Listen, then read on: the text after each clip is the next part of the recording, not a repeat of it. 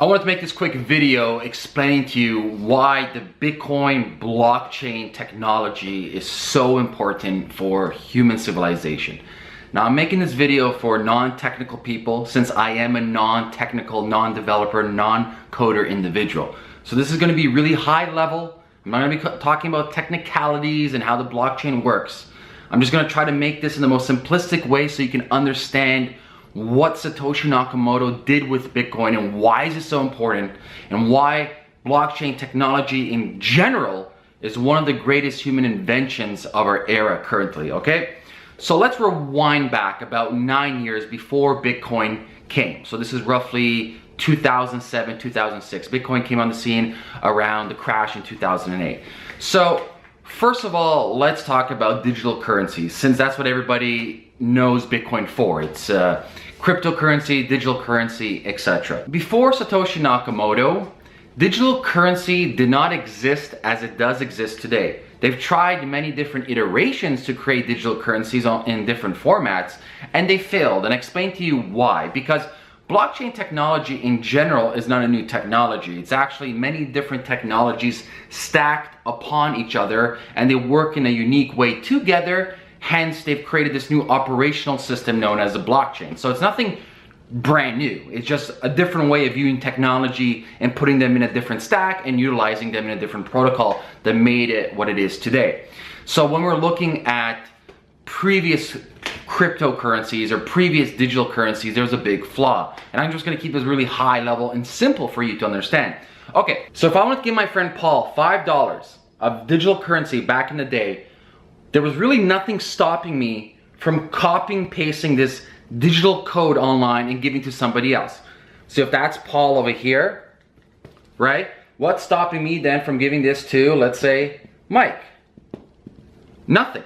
So there's no intrinsic value towards the code.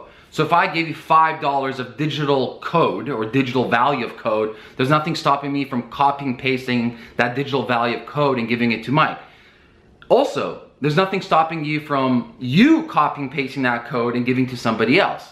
So there's no intrinsic value towards code. Hence, you can have currency online, because for currency to exist, it has to have intrinsic value, and it has to have a supply and demand mechanism where people can't manipulate it. It's quite important for that, okay? So before the Bitcoin blockchain protocol, it was almost impossible for us to create a digital currency / cryptocurrency that could not be manipulated, replicated, and duplicated. Okay, I just want you to keep that in mind. Before Bitcoin, digital currency was not possible how we see it today.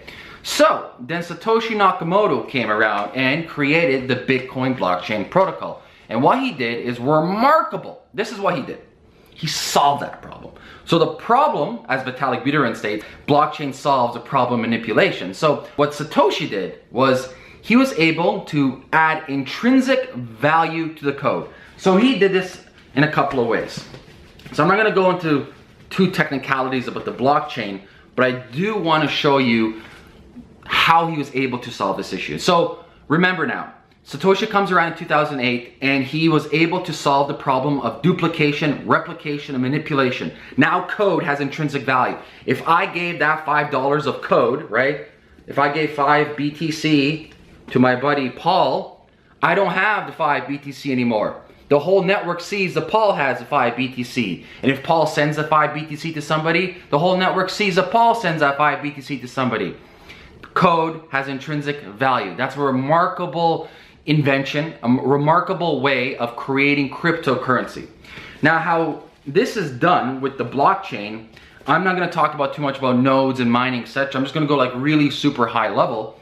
Every single time that I want to send Bitcoin, let's say 1 Bitcoin to somebody, that Bitcoin creates a hash, a series of numbers. We'll put numbers over here. Big, number 1, 3, 5, 8, whatever. Big numbers, a series of big numbers.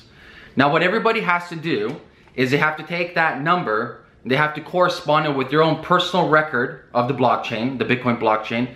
Then they have to do computation to make sure it's never been replicated, duplicated through GPU mining to make sure it's legit. Everybody does this, every single computer, every single node on the network does this, and they have to correlate that with the master ledger. So everybody has the copy of the main Bitcoin. So if we're looking at this from a high level, and I'm just gonna butcher this to make it simple for you to understand. So if this is the master ledger, like the Bitcoin protocol right here, that has every single transaction from 0 till now, everybody has a copy. It's transparent. Everybody sees every transaction from every block connecting to the next block. Everybody has that. Then if we go down, let's say we have a bunch of different nodes and computers running over here. All these different nodes and computers as well has the main copy of the Bitcoin ledger. Every single one has it.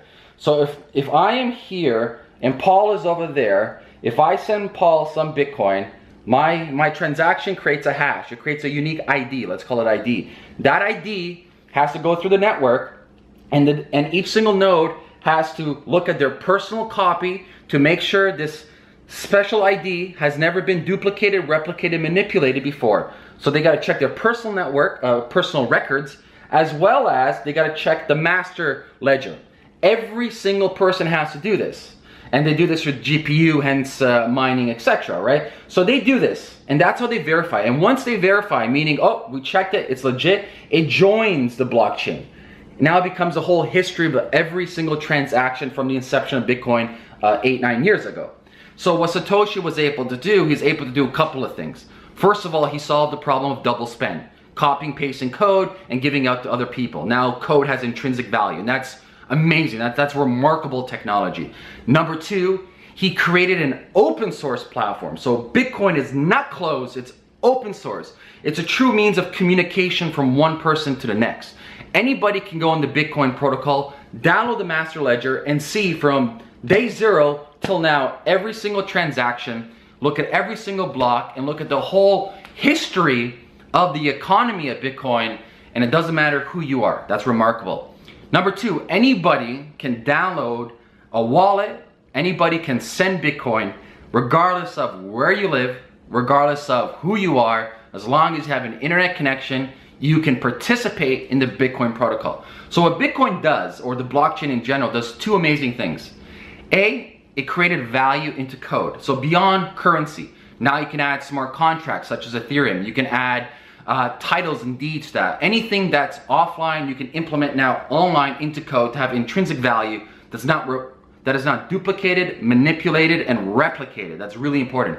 Number two, it creates a system of freedom of speech, a freedom of expression.